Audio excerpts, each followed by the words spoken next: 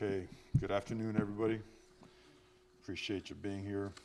All right, so getting back, obviously a tough loss up there in Raleigh.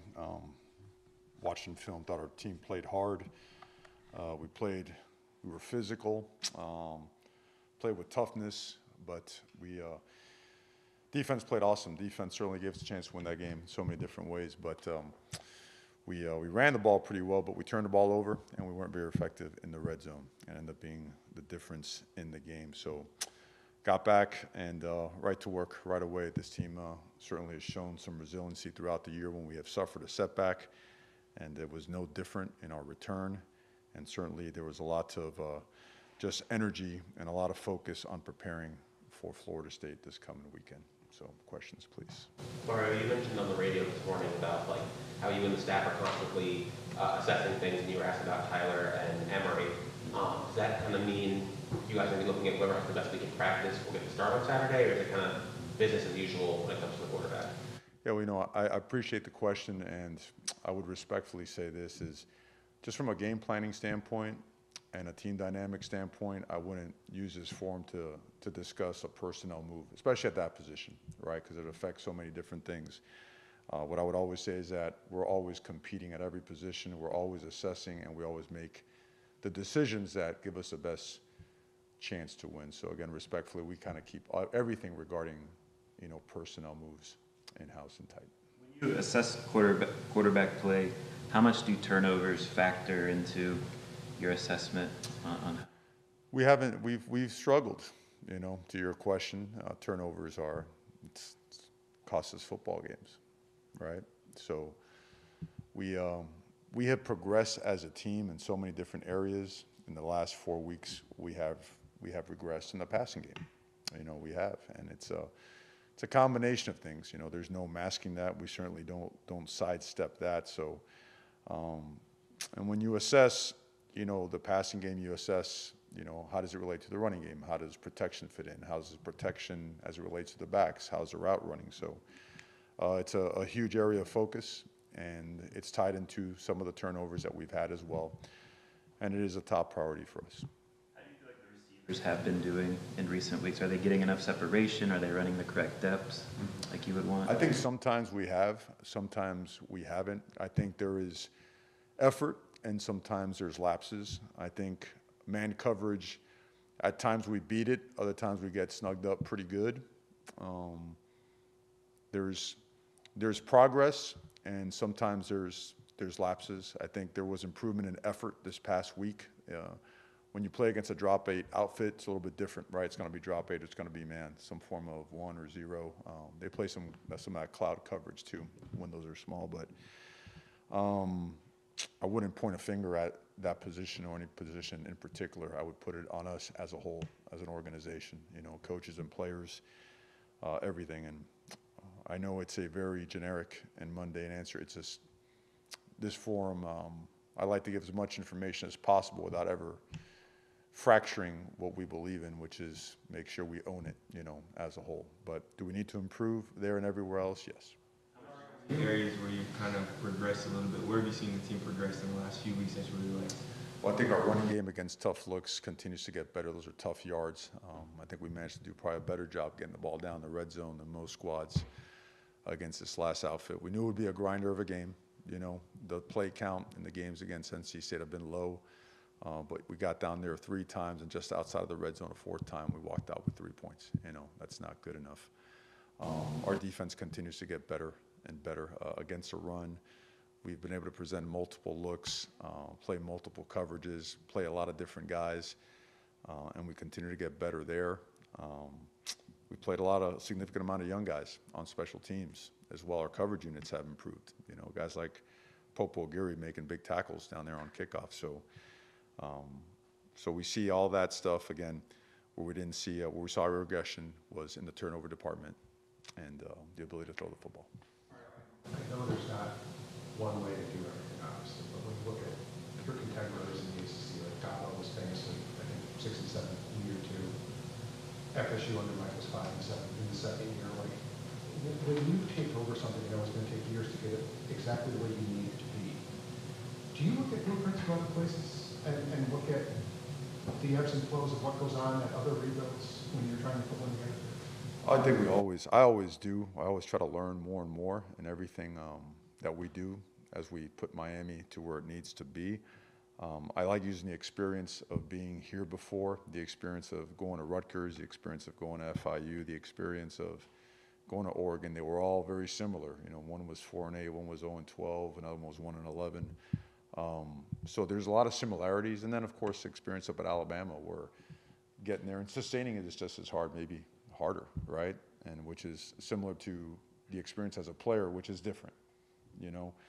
But without a doubt, you know, you look at what are the common traits, right? What are the similarities in all those blueprints? And some of it is consistency, right?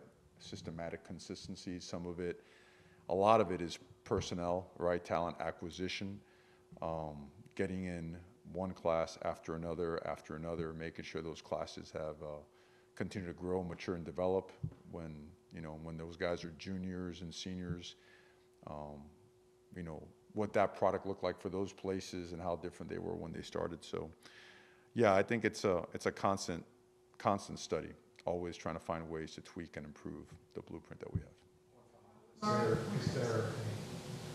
It's rival, I know every game counts the same, your job's to win on 12, like that.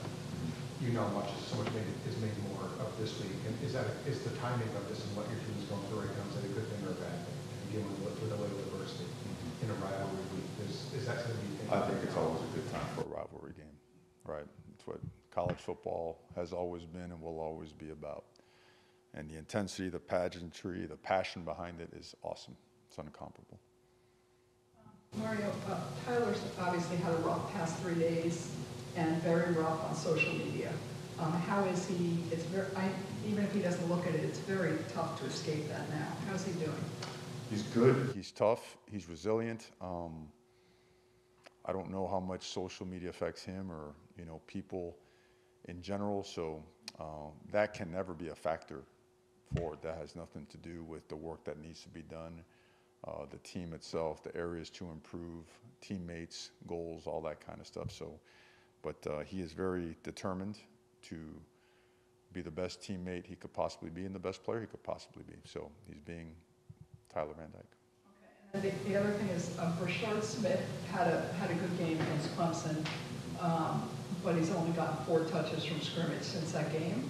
Well, why isn't he getting more opportunities? Is there a reason? I think there's a concerted effort to get him more opportunities. You know, early in the game last week, we tried him on the slot fade, and that thing didn't hit. It's certainly part of the game plan. He's been a really good player for us, especially when he gets the opportunity to get out there in space and do some things. But it's certainly not out of design where he's not getting the ball. In fact, it's the opposite. You know, there's plenty of play designed to try to get him the ball. The ball just hasn't found its way there. Jayden and Daryl both bucked the game on Saturday. Do you have any status updates on them?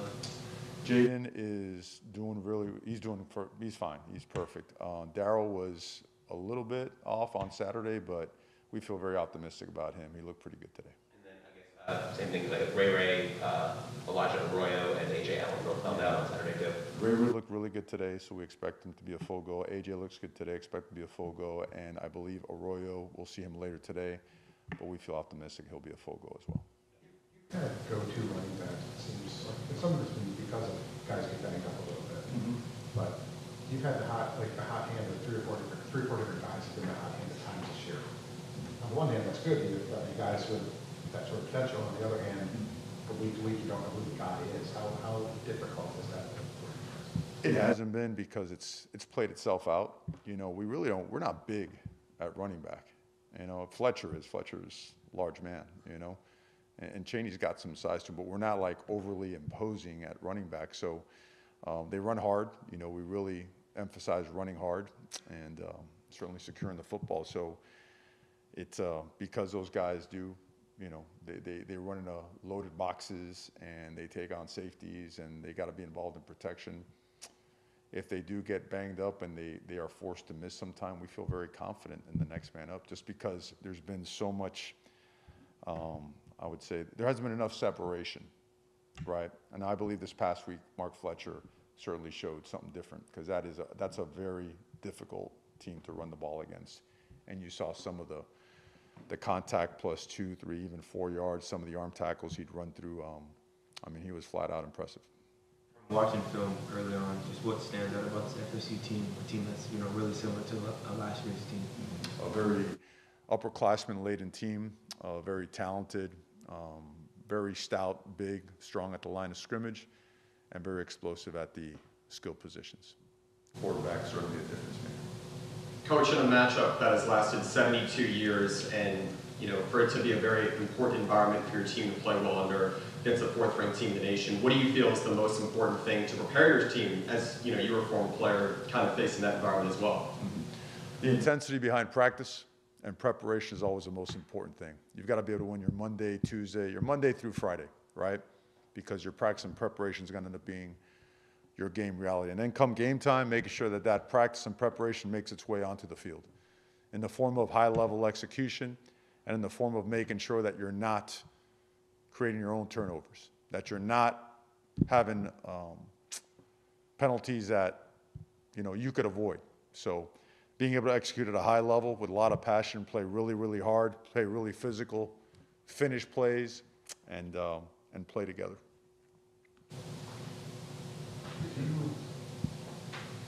I know you try to stay this way at all times, but And here it is. in here, yes. Do you find that the juice is getting, even at your highly caffeinated level, do the juices get a little hot this week? They're always hot, you know. I mean, you gotta, when I come into this forum here, I gotta, you know, professionally cover a lot of information. I gotta make sure that I'm as transparent as I can be without ever, like I mentioned earlier, affecting a team dynamic, because that's the most important part, you know, the locker room, as we continue to develop and grow and whatnot. But, I mean, at the end of the day, I'm a former football player, man, you know. I mean, I love this game to the death. It's the DNA, it's life's blood, it's, you know, the best thing in the world, you know, of course, besides family and faith and all that.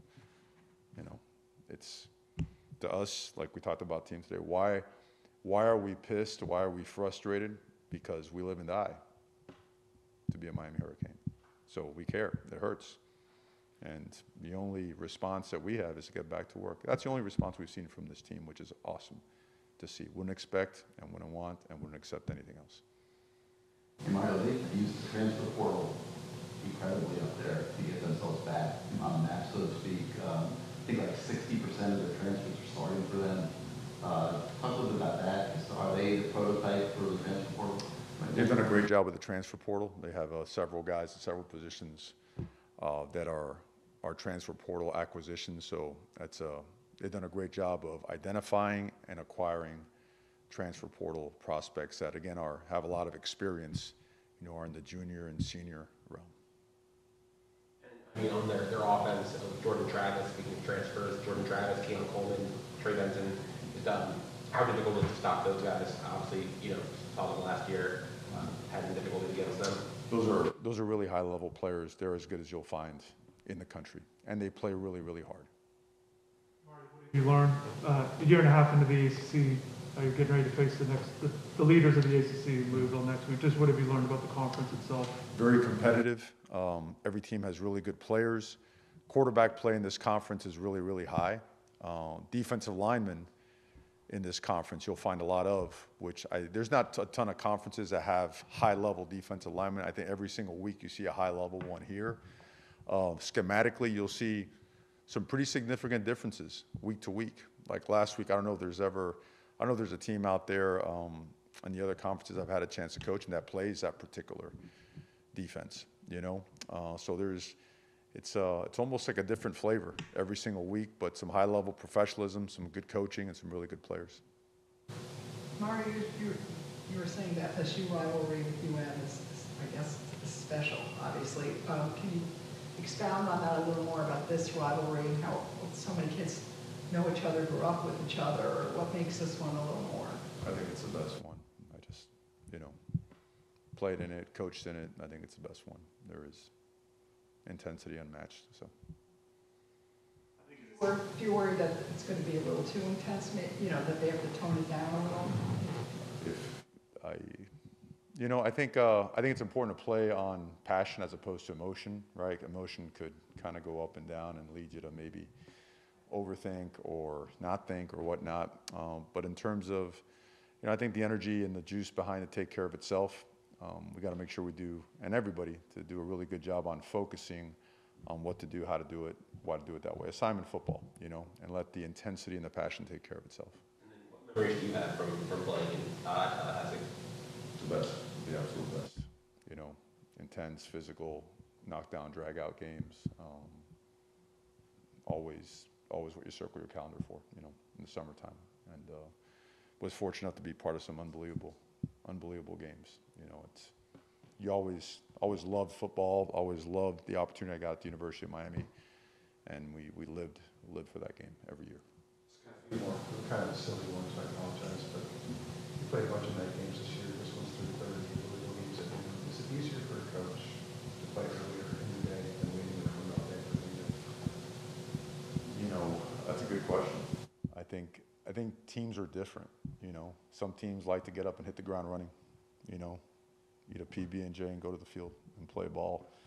Other ones they like being under the lights. You know, others like the in between. You know, I love noon games. I do.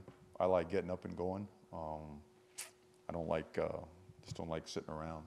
You know, I don't want to watch. To me, it's like we tell our team when we play on Saturday, it's the only game that matters. So I don't really care about watching other games. I want to go play ours. The importance of this game, just from a high school recruiting standpoint, how big is this game in that regard? I think this game, I think all games, I think the season, I think watching programs progress, I think they all factor in, you know. I think recruits are always watching, right?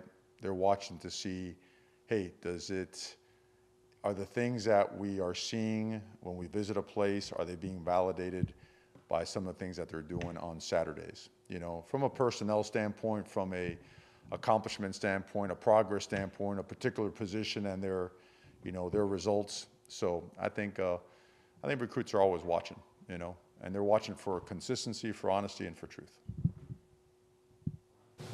Thanks. Okay. Thank you, guys. Thank you.